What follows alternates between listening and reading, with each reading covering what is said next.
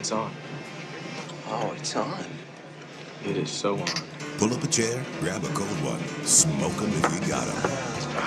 First round week of the College Football Playoff is brought to you by Video Only on the Fan Sports Network, 105.1 FM, 1080 AM. This is the Fan Happy Hour with Luke Anderson. Good afternoon. Welcome into the Fan Happy Hour. No Luke Anderson. He is off on holiday, celebrating Christmas with the family. So it's me, Dusty, and Rust. Yeah. Dusty and Rusty edition Dusty and Rusty. of the Fan Happy Hour. It's been a little while. Let's get looped up. Yeah, it has been. How have you been, dude? I You know. see you every day and talk to you every day, but Yeah, so not you on know. the air. Yeah, I'm doing great. Doing great. Good. Doing Good. great. Really good to really good to see and talk to you again. Yes. It's good to be back on the air. I will be here Monday and Tuesday As will I. of next week as well as like nobody else here can can do this run. Because that's You know? yeah, look, you're what we got. That's right. That's right. That's right. Fan text line's 503-864-6326. Let's party on the old fan text line. Today is one of my favorite days because one, we get playoff football, which I'm here for. Mm-hmm. We have Rammer Vammer Yellow Hammer, Alabama, taking on Oklahoma. I have no rhyme that goes with Oklahoma because they're just the Sooners. Yeah. Boomer Sooner Yeah, Schooner. Ooh, there we go. You know, that's what they do, You right? just go back to the old Steve Martin and Dirty Rotten Scoundrels with the Oklahoma. Yeah, sure. Yeah. Yeah, Peyton Manning. But no, today's one of my favorite days because this is where we start like bowl games at 8 a.m. Mm-hmm. I came in here and was, swearing at Dirt and Sprague as I normally do when I see them in the mornings. And What the F are you guys doing? all of a sudden we had Kennesaw State in Western Michigan on the TV, and I was Yeah. like, yes, Yes. it is here. It's like that Vince McMahon meme where he's in the recliner. Feed me. And I love that. I love that we have these meaningless bowl games that nobody really knows. We turned that bowl game on, and the two guys broadcasting the game, no idea who they are, but it was the Myrtle Beach Bowl, and they were wearing Pit Vipers and tie-dye Myrtle Beach sweatshirts. They look like, I don't know the vibe of Myrtle Beach, but I got a good idea of it, and I kind of want to go now. Yeah, right? I kind of want to go to Myrtle Beach. That's the fun part about some of these bowl games is they just a lot of the regular what's the word I'm thinking of here? Your regularities, they kind of go out the window and they just decide to go in and have fun with it. In. Yeah. It's like I saw today there was a picture of for the Pop-Tarts Bowl, which is Georgia Tech and BYU. That's right. They've got sprinkles in the center stripe of the helmets for the Pop-Tarts. Both of them do? Both of them do. Look at that. Yeah. I love me a good Pop-Tart. It's like that's a nice little touch there. People who like unfrosted Pop-Tarts, Serial killers. jail. Yeah. Just put them in jail. Right to jail. Don't know why. Yeah. Why would you do, why? What's the point? Yeah. The Pop-Tarts Bowl is great. It's a trophy that's a toaster. Mm-hmm. It's fantastic. Imagine that. And could you imagine being like, say Georgia Tech last year? Maybe they played in the Duke's Mayo Bowl. I don't know. Could you imagine going from the Duke's Mayo Bowl where the winning coach, Yeah. not the losing coach, Right? but the winning coach gets a Gatorade bucket full of mayo poured on him? Mm-hmm. That seems like the losing coach should have that done, not the winning coach. Right? Imagine if you played in the Duke's Mayo Bowl one year and then you go to the Pop-Tarts Bowl the next year. There's a clear advantage there. Yeah, that's a hell of an upgrade. It is the Pop-Tarts Bowl. I am not anti-mayo, Mm-hmm. but nobody wants mayo poured on them. No. That, No. the showers, plural, that you would have to take in order to get that whatever mess off of you. Yeah. Mm-mm. Well, just think of the field crew too that has to try to clean that up off the turf. They're on the sidelines and such. They don't tarp that down like Dexter or I something? don't know. I guess. I think they do. Just getting ready for a little wet work. Yeah. Excuse me, what?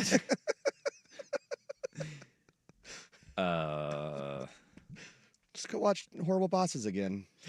I Okay. I got the reference, man. Gotcha. I got the reference. Gotta put the tarp down. Brother, I got the reference. All right. So right now we got NC State beating the crap out of Memphis. And this goes to something that we will talk about today. Mm-hmm. G5 versus Power 4. There's not a lot of people that are high on two of the college football playoff games. Yeah. Except for, do you see the ticket prices for the Tulane Ole Miss game? No. Because of proximity, obviously. Okay, that makes sense, I guess. The get-in price is like $250. Man. That's crazy. $250 $250. to get into that thing. That's a lot. Meanwhile, what I'm seeing here on good update there. Yeah. on ESPN, yeah. Meanwhile, what I'm seeing here on ESPN for old James Madison, Oregon, tickets as low as $58. Hey, that's a steal of a deal. Those tickets have gone down. I see now it's $162 for Tulane Ole Miss. Mm-hmm. That was yesterday. It was $250. Yeah. And then JMU and Oregon was at $85. Yeah. Of course, what are they? Per ticket? Richmond? Is that right? Richmond, Virginia? No. It's Virginia. Yes. There we go. Still a long trip. Harrisonburg. Gotcha.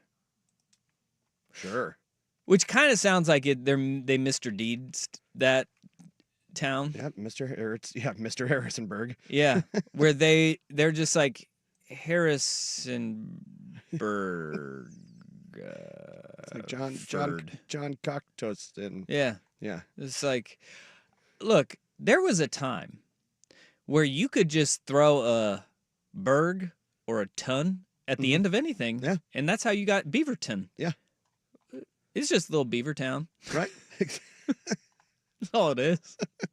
Well, then of course there's always the uber creative land at the end too. Well, like Portland. Like Portland. Yeah. Yes. But, We are the land of ports. dude, Rustland Hey, might as well be Pittsburgh. I'd go move to Rustland. No, I would not. That does not sound like an attractive place to live. Where do you live? Oh, Rustland. It's beautiful. Rustburg.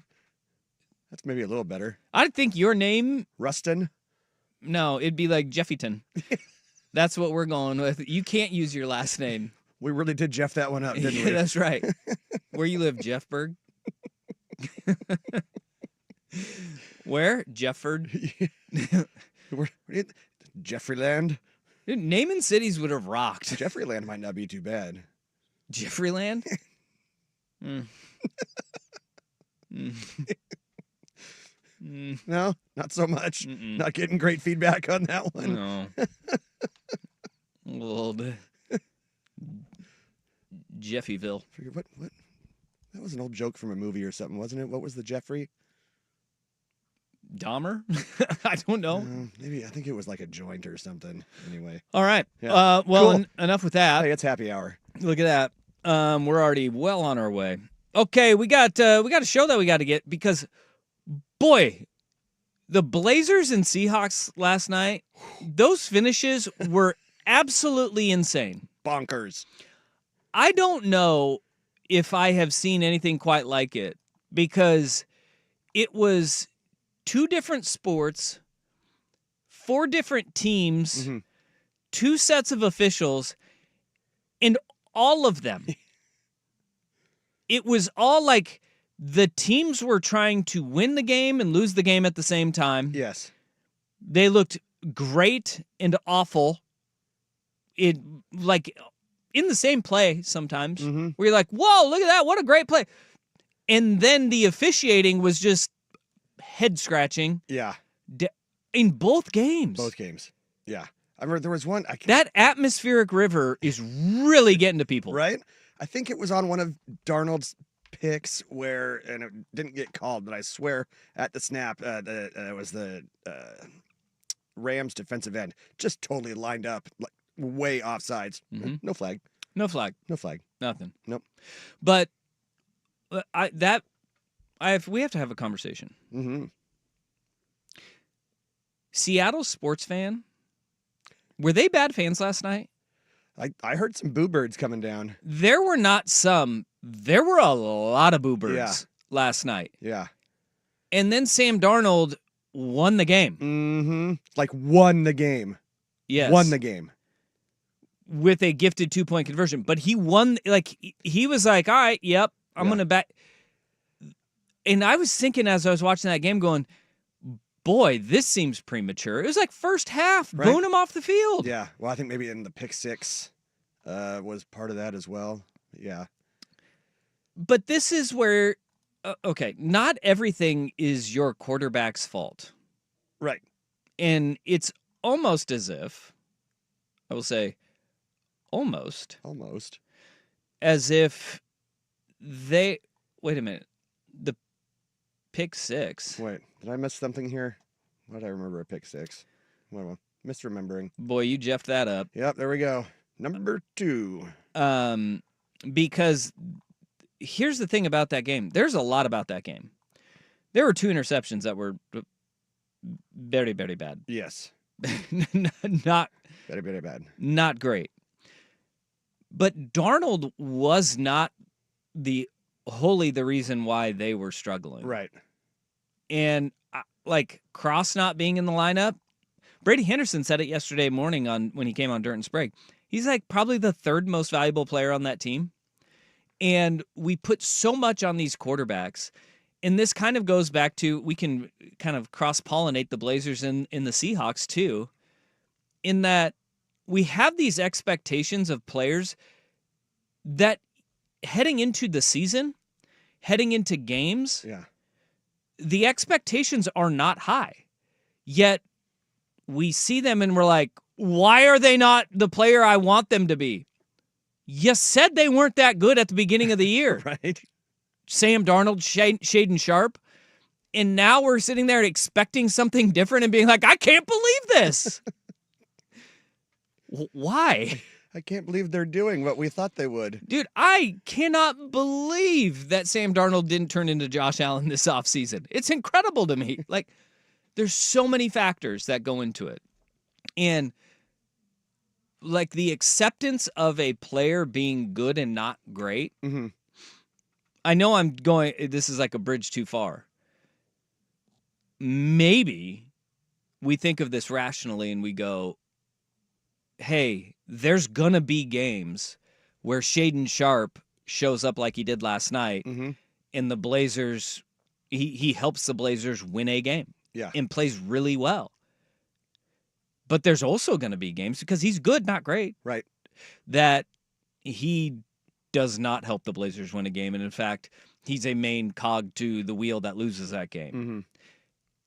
But in either scenario and situation, neither one of those guys is likely to be the person who wholly loses that game and is solely responsible for it. And that's kind of like, as I was watching the first half, I'm like, yeah, Darnold's not great, No. but they're not playing great either. Well, and we were talking about this on the firm too, that it seems as though the Rams have a Seahawk problem. Last night they gave up, it was close to 100 yards more than their second highest total this season, and they lost. They had, I think it was 583 yards of total offense and no turnovers. Mm. I think they were +3 in the turnover margin, and they lost. They lost. Actually, there's a lot of science behind this, math, and I'll get to that. Okay. Because a lot of things happen in that game where you're like, how'd the Seahawks win? Right. And Darnold was a big reason. This text on the fan text line, 503-864-6326. I was at the game. He was really bad to start. Yeah. I watched the whole thing. He wasn't the only person that was bad. Right. Yeah. And that's the thing. Like, that's the whole premise of Sam Darnold is last year he was fantastic. Mm-hmm. You want to know why? I don't know. Best receiving core in the NFL maybe helped him. That helps a little bit. A little bit. Yeah. A little bit. A defense that had a scheme that always was keeping them in the games, and then you have weapon after weapon after weapon after weapon. A big reason why. Yeah. And he winds up And- with what, a 14-win season? And right now, the Seattle Seahawks, he has his confidence. He is playing far better than he ever did in New York or Carolina, but he is never gonna be the guy that backpacks you, Yeah. right? Like I was telling Patrick this morning out there in the bullpen, last night we saw both the very best and the very worst of Sam Darnold. Yeah. Both ends of the spectrum. And you know what? That's why he's good but not great. Exactly. All right, let's get to the Daily Buzz. We'll have the math that I was talking about, and I'll have more math on the Blazers as well, and to get you up to date with the latest on the world of sport. Plus, coming up, we don't have a comedian in studio because we usually do that on Fridays. Yeah.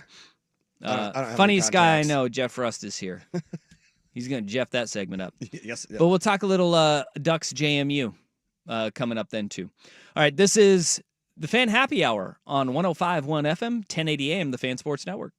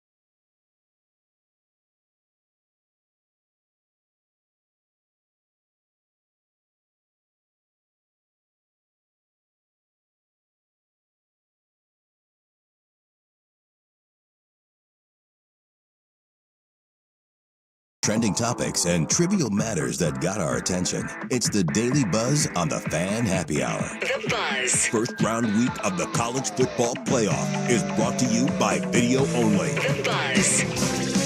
Here's your host, Luke Anderson. No, it is not.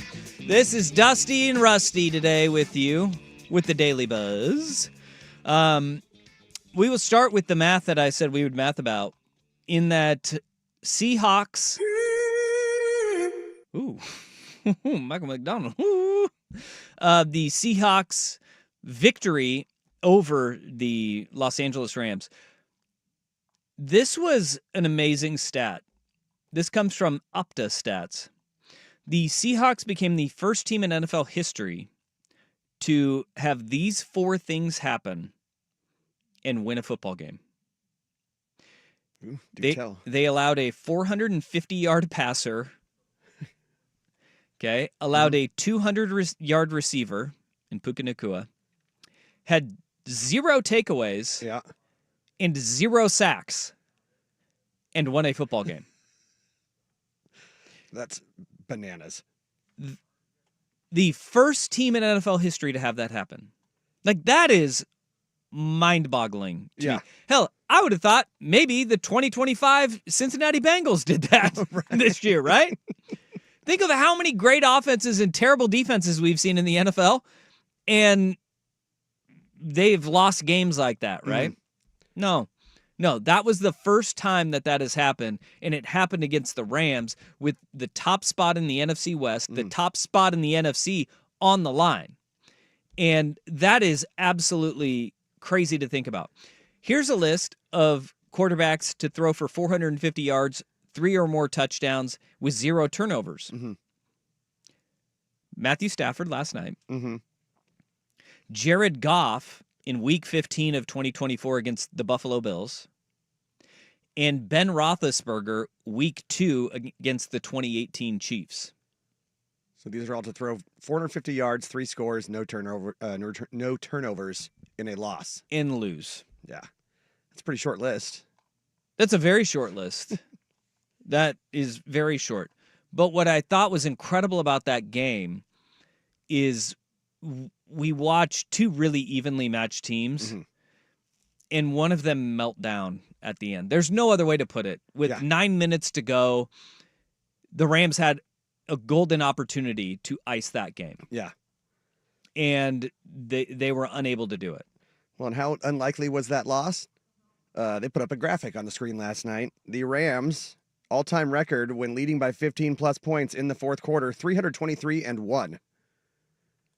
That's pretty good. That's pretty good. And then the Seahawks, when trailing by 15-plus in the fourth quarter, 0-172. Damn, son. So a fairly improbable victory there for Seattle. But and this is where you start talking about a meltdown occurring, okay? The Seahawks throw an interception as they are down 30-14, okay, at the beginning of the fourth quarter. The ensuing Rams drives, 3 and out, 3 and out, 3 and out. Yeah. 7 missed field goal. 7 for 37 yards, but only took 1 minute off of the clock, and they were forced to punt. Yeah. So they go punt, punt, punt, missed field goal, punt, and they did not have a drive that was longer than 1 minute and 36 seconds. Yeah, that's not great clock management there. Drain the clock. Yeah.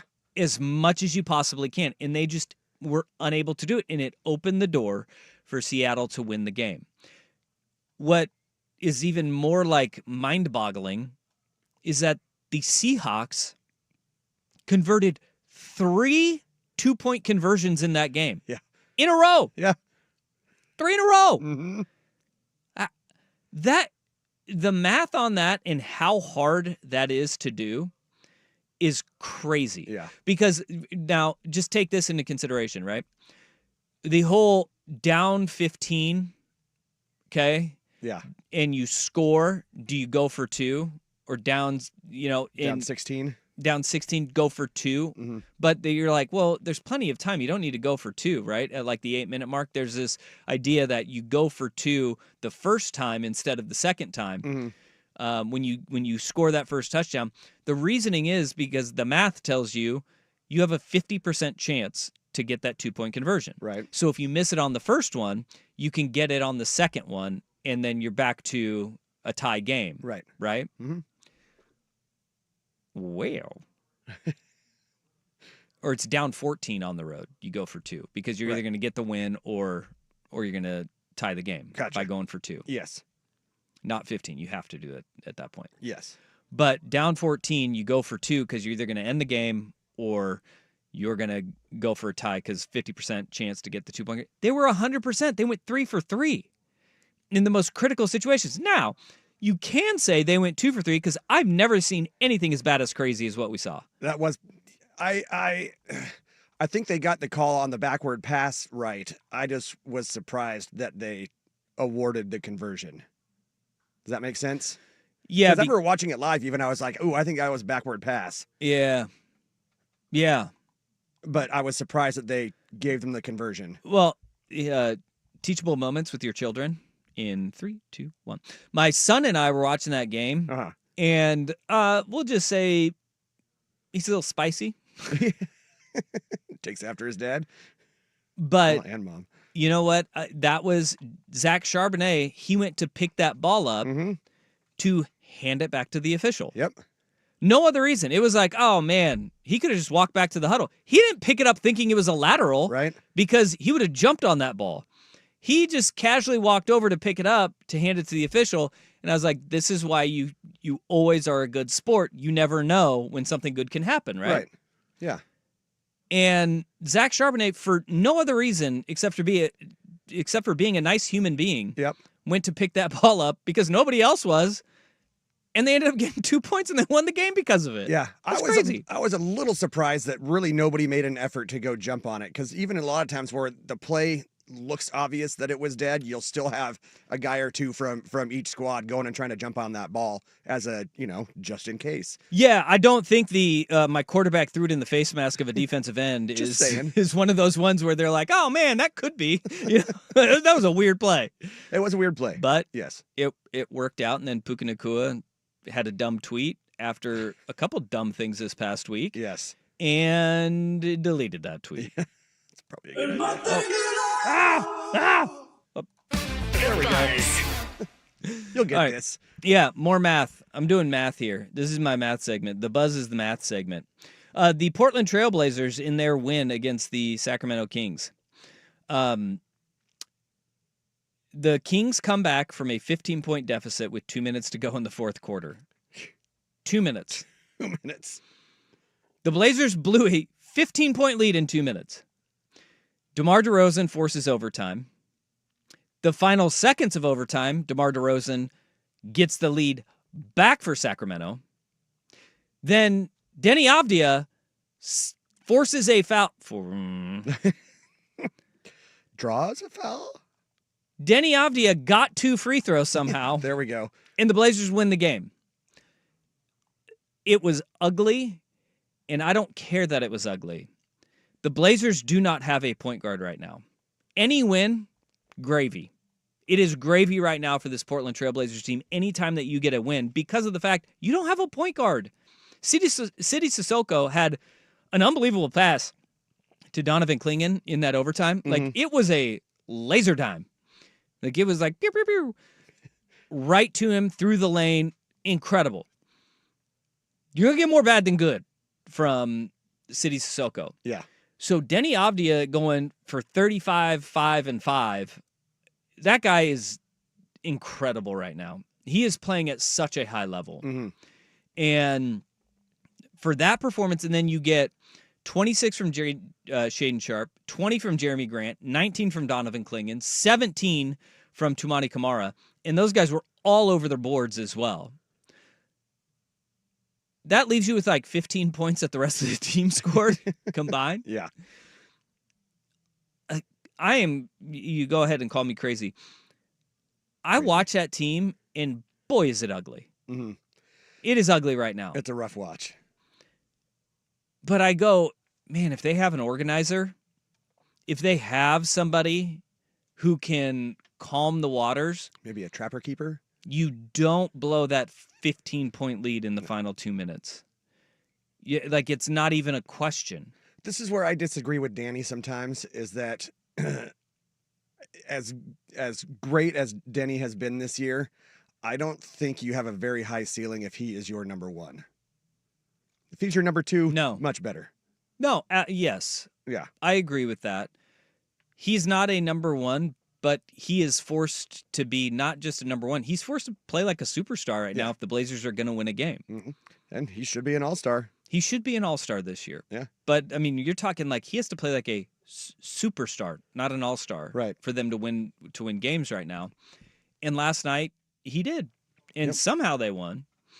It was one part the Blazers being a train wreck, one part the Blazers playing well, one part the Kings being a train wreck, and the officials being a train wreck. Like, it was a whole thing in both of these games, Monday or Thursday Night Football and the Blazer game. Mm-hmm. I was here for it, though. I loved it. Yeah. All right, that's a Daily Buzz. Woo. All right, let's walk on over to the George McCoy at Warren Allen Sports Desk for a Sports Center update with Jeffy. Jefferson. This is the Fan Happy Hour with Luke Anderson. First round week of the college football playoff is brought to you by Video Only. Now, from the George McCoy at Warren Allen Sports Desk, a Sports Center update on the Fan Sports Network, 105.1 FM and 1080 AM. This update brought to you by 808 Hawaiian Restaurant. Mixed plates like Grandma used to make. If your grandma were from the Big Island, Woodstock, Burnside, Beaverton, or online at ate-oh-ate.com. Well, first on the Fan, in response to recent betting scandals around the league, ESPN Shams Charania reporting the NBA will now require teams to resubmit injury listings between 11 a.m. and 1 p.m. local time on game day and update reports every 15 minutes. The league also pushing gaming. Yeah, every 15 minutes. The league is also pushing gaming companies for changes to prop bets, including maximum wager amounts, limitations on unders, and limiting the population of players. Do we think this is going to fix anything?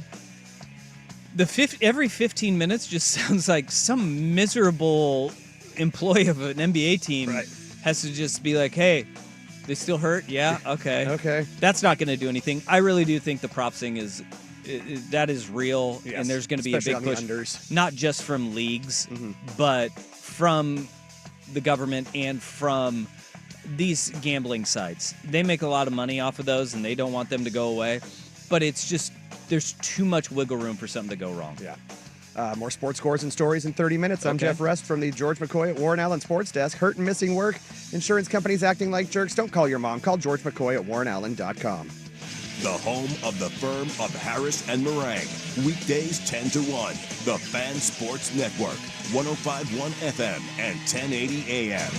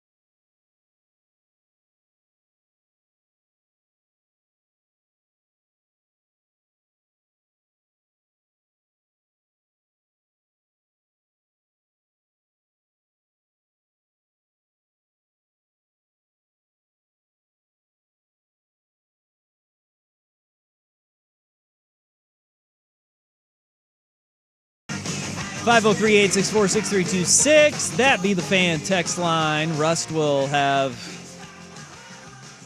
questions, queries, and salutations coming up in the next segment there.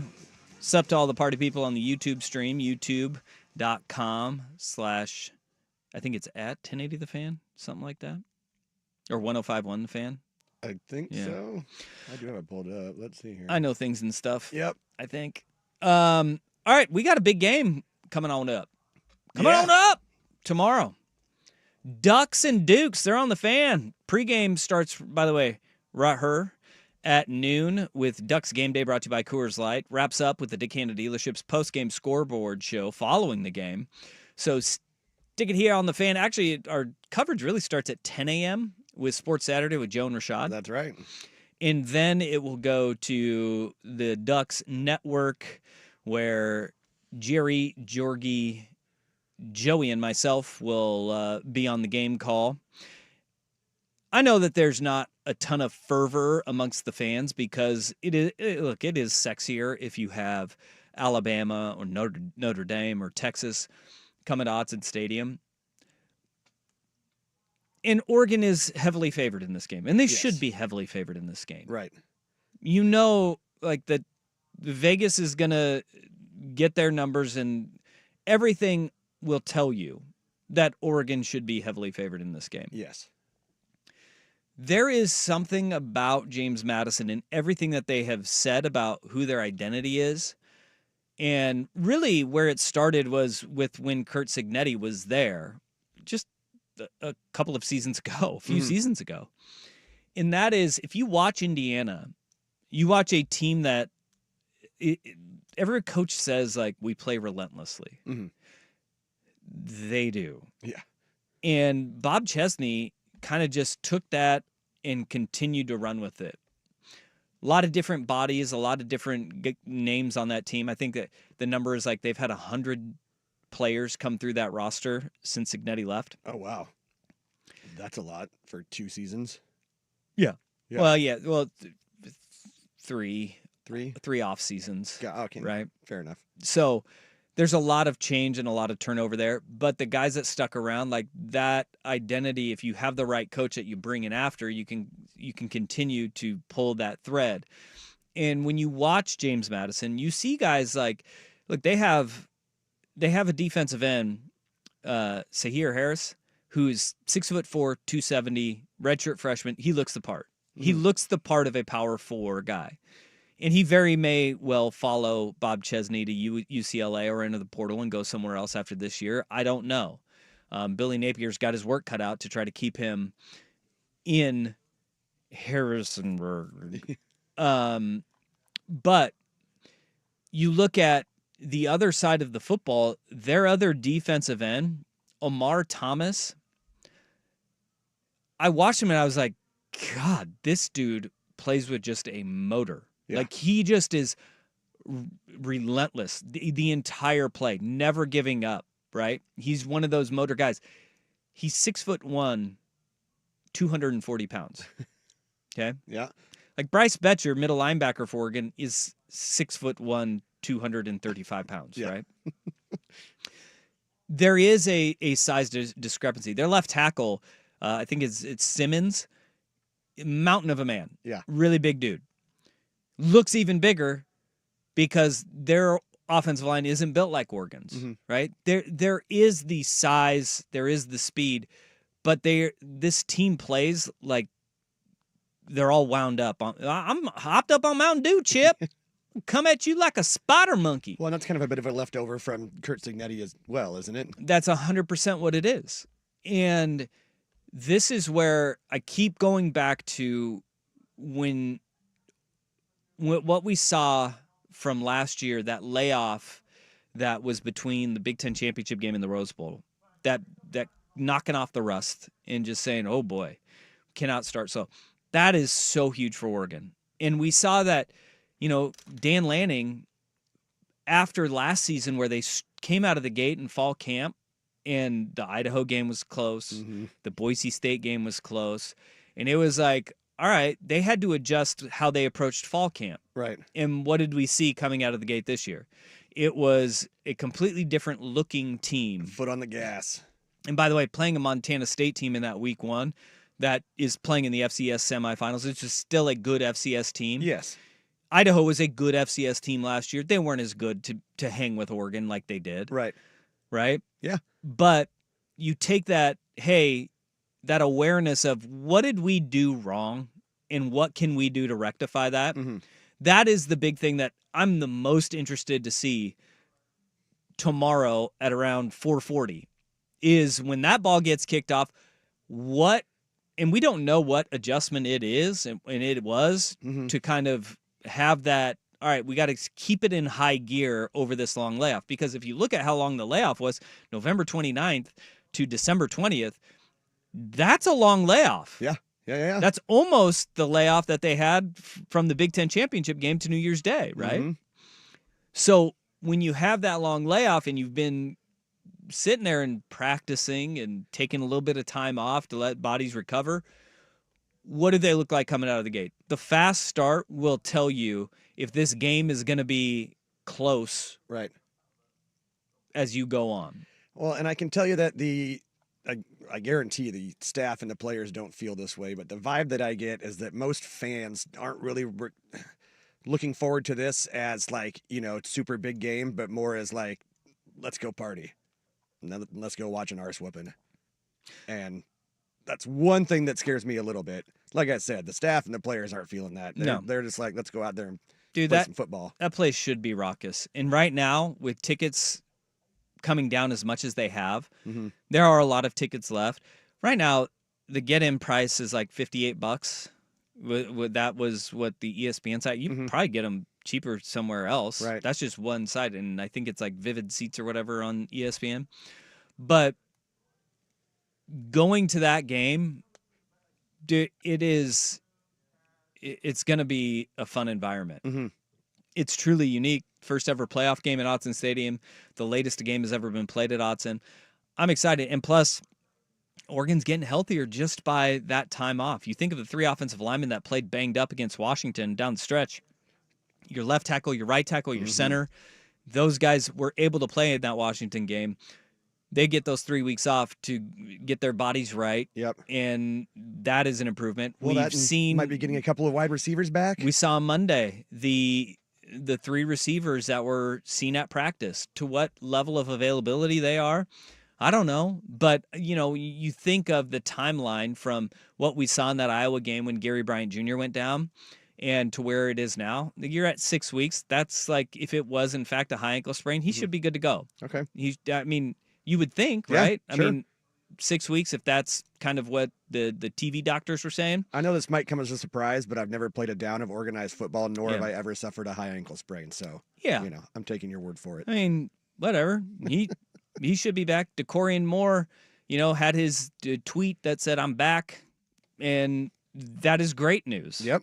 To see that DeCorian Moore was back at practice. Evan Stewart, that's a serious injury. And I have no earthly idea whether we see Evan Stewart or not.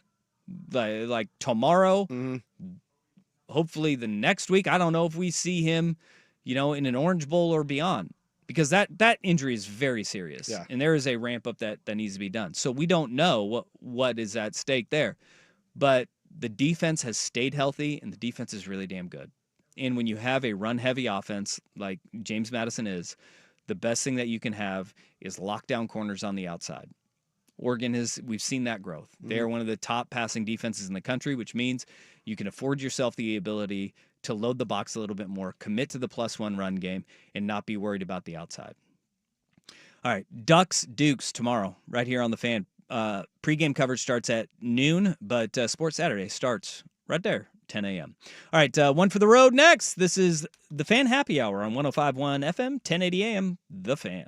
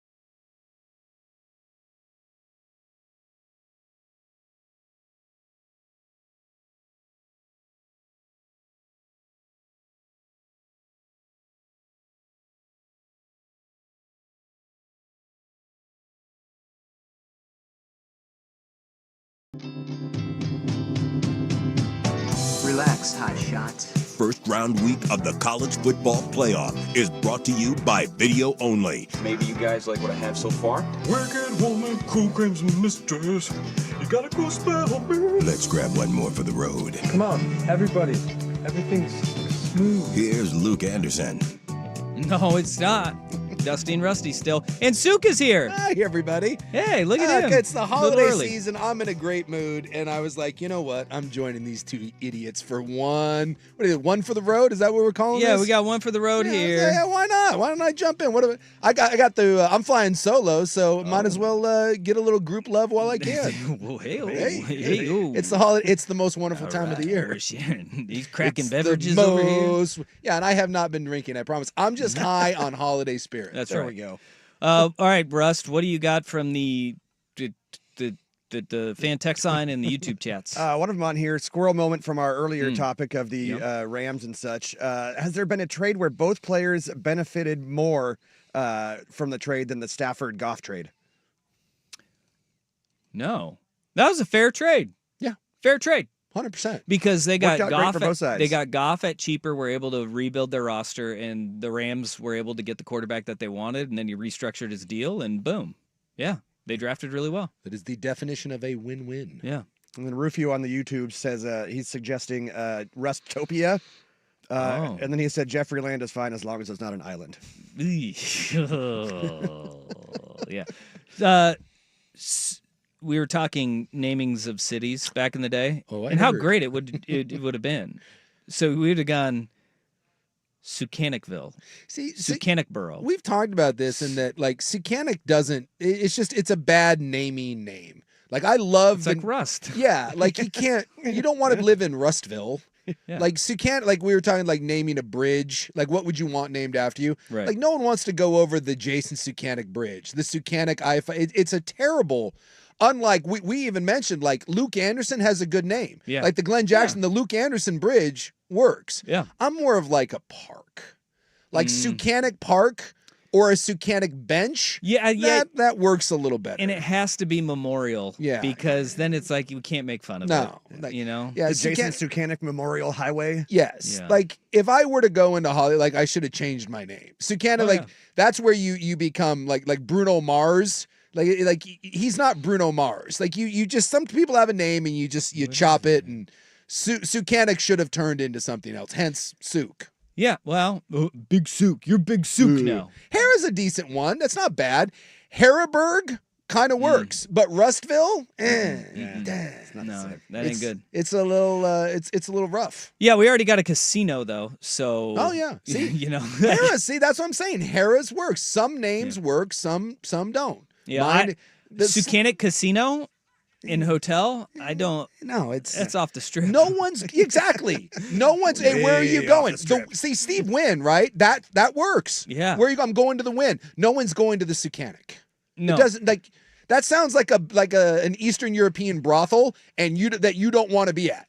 Like you walk in Wanna the go head out door. to the Big Suck. Yeah, you don't want to do that. It's not good.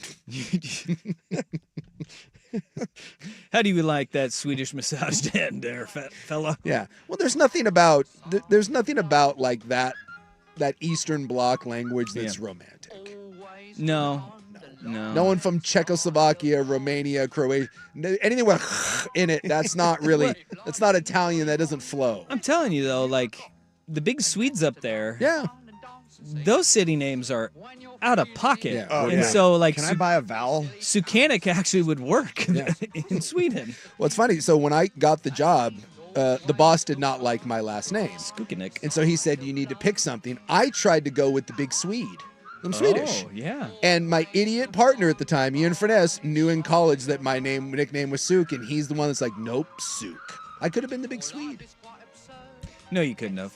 That would not have happened. That would not have happened. The Big Good. Swede's already a nickname. Could have happened. No. Could have happened. All right, that'll do it for Fan Happy Hour. You have, if you liked this, you got 4 more hours of that man right there. Who knows what with I'm doing. lowercase. It's prime time with Isaac and Suk. Have a great weekend, everybody. We will see you Monday from 1 to 2 or 1 to 3 is when the Happy Hour will air. Up next, you got prime time on the Fan Sports Network, 105.1 FM, 1080 AM. The Fan. Aloha, it's Marcus from the 808. Bruh, you gotta get your parties catered